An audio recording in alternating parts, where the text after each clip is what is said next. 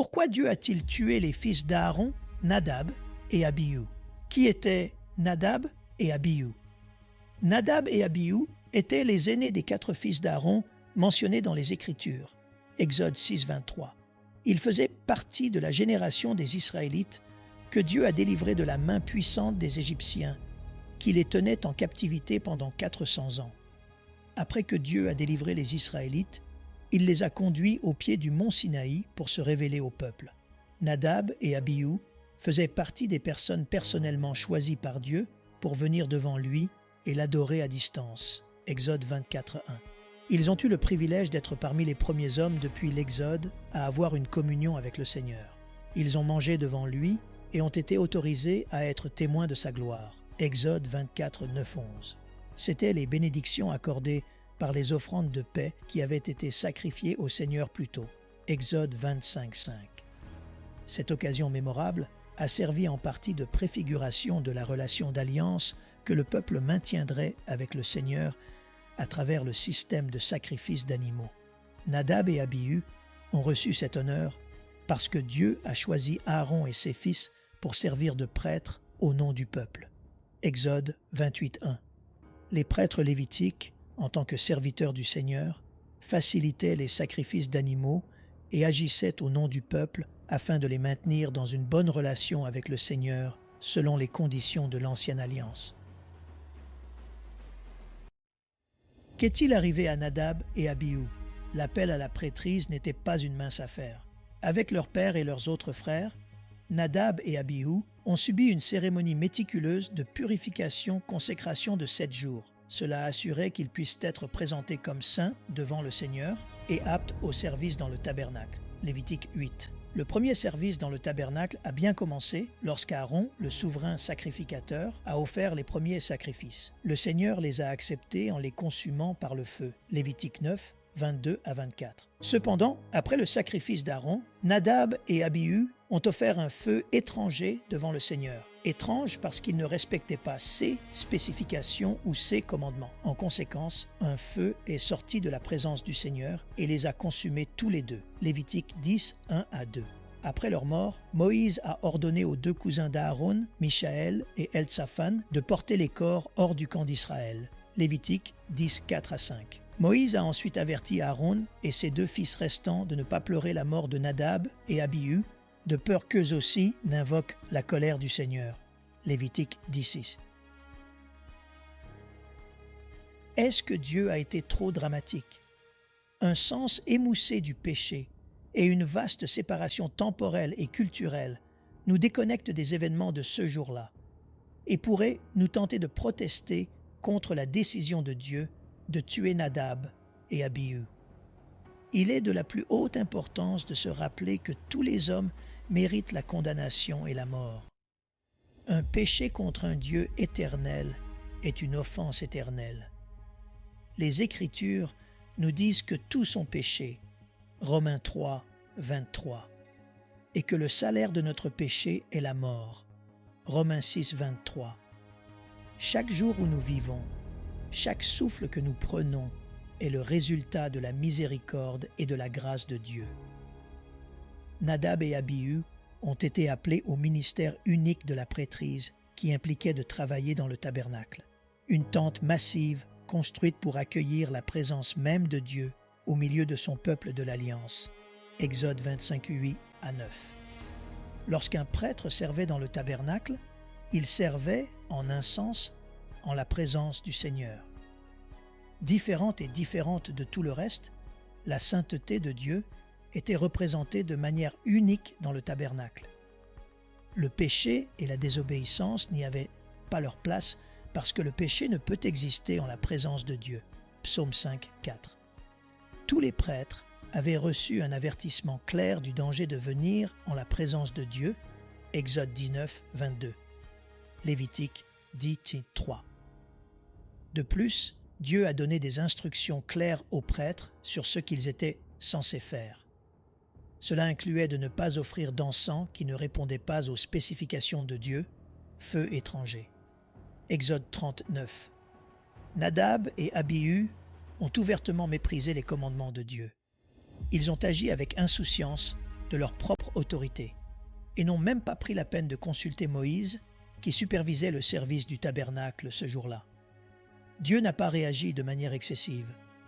La mort est la juste conséquence de tout pécheur qui se rebelle contre le Seigneur, qui seul est saint et digne de notre soumission et de notre adoration totale. Que pouvons-nous apprendre de Nadab et Abihu? Dieu est hostile au péché. Dieu est saint et il déteste le péché. Psaume 5, 4 à 6. Cela met en lumière le problème le plus fondamental et le plus grave que chaque personne a. Comment des pécheurs peuvent-ils être réconciliés avec un Dieu saint? L'aspect le plus abominable du péché n'est pas son impact sur les gens, mais plutôt l'offense qu'il fait à notre Dieu saint. Nadab et Abihu servent de sombres rappels de l'hostilité de Dieu envers le pécheur. Psaume 5, 4 à 5. C'est la mission de toute une vie pour le chrétien que d'éliminer le péché de sa vie. Nous péchons encore, mais nous n'en sommes plus esclaves.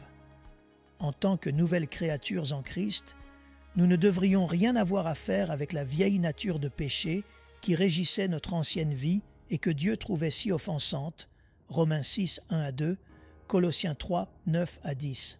Que toutes les louanges soient rendues à Jésus, qui s'est tenu à notre place et a porté le châtiment pour nos péchés.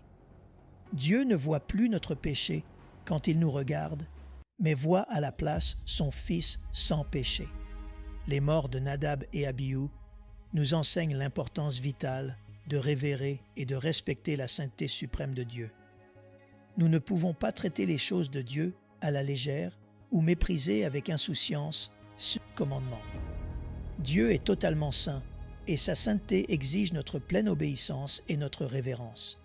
Tout ce qui est moins qu'une conformité complète aux normes de Dieu est une offense à son caractère parfait. En tant que chrétiens, nous devons prendre au sérieux l'appel à vivre des vies qui honorent la sainteté de Dieu dans tout ce que nous faisons. Nous devons nous prosterner devant l'Éternel avec des ornements sacrés, Psaume 29, 2, et être saints dans toute notre conduite, 1 Pierre 1, 15. Traiter Dieu comme ordinaire ou banal est une grave erreur. Lui seul est le Dieu souverain et saint qui mérite notre plus grand amour, notre respect et notre obéissance. Les morts tragiques de Nadab et Abihu servent de rappel sobre de la gravité du péché et de la sainteté de Dieu. Leur histoire illustre que la perfection de Dieu ne peut coexister avec l'imperfection et la désobéissance humaine. Le péché est fondamentalement incompatible avec le caractère saint de Dieu. En tant que disciples de Christ, nous devons tenir compte de l'avertissement de Nadab et Abihu et traiter notre relation avec Dieu et ses commandements avec le plus grand respect. En même temps, nous pouvons nous réjouir que Jésus-Christ ait ouvert un chemin pour que des pécheurs impurs soient réconciliés avec un Dieu saint par la foi en son sacrifice expiatoire.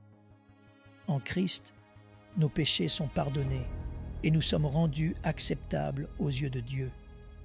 Alors que nous cherchons à vivre d'une manière qui honore Dieu, puissions-nous ne jamais oublier la grâce incroyable qui nous permet d'approcher son trône avec assurance. Prions. Père Saint, nous sommes émerveillés devant ta sainteté et ta justice parfaite. Nous te remercions pour le rappel sobre de Nadab et Abihu, qui nous montre la gravité du péché et la révérence que tu mérites. Nous confessons notre nature pécheresse devant toi et notre fréquent manquement à traiter tes commandements et ta présence avec le respect approprié. Pardonne-nous pour les fois où nous avons négligé ta parole avec insouciance ou traité les choses saintes comme ordinaires. Nous te louons pour le don incroyable de ton Fils Jésus-Christ, dont le sacrifice nous permet, à nous impurs, de nous tenir devant toi sans crainte. Aide-nous par le pouvoir de ton Saint-Esprit à vivre d'une manière digne de ce grand salut. Enseigne-nous à t'adorer dans la splendeur de ta sainteté et que nos vies apportent gloire et honneur à ton nom. Nous prions au précieux nom de Jésus. Amen. Nous aimerions vous donner l'opportunité de faire de Jésus le Seigneur de votre vie.